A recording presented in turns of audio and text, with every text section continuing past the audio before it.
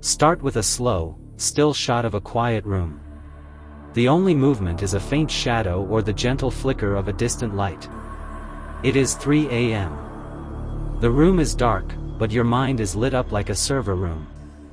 But when the world falls quiet, your inner watchman takes the stage.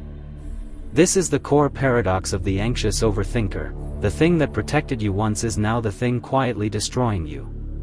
It has mistaken the soft blanket of rest for a field of exposed vulnerability.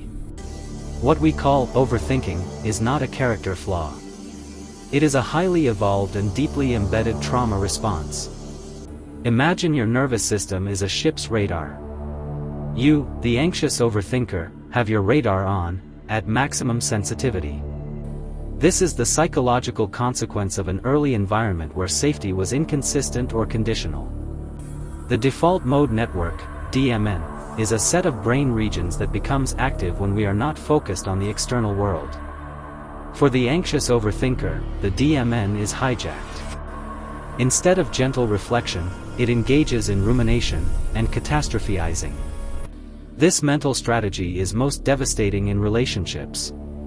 It is the hallmark of anxious attachment.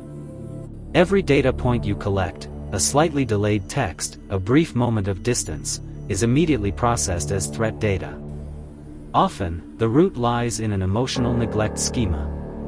This is not the trauma of something terrible happening, but the trauma of what didn't happen. The anxious overthinker is carrying an invisible grief, the deep sorrow for the life you have not allowed yourself to live.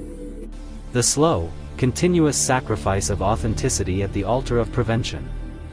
This creates the fundamental problem of existential exhaustion.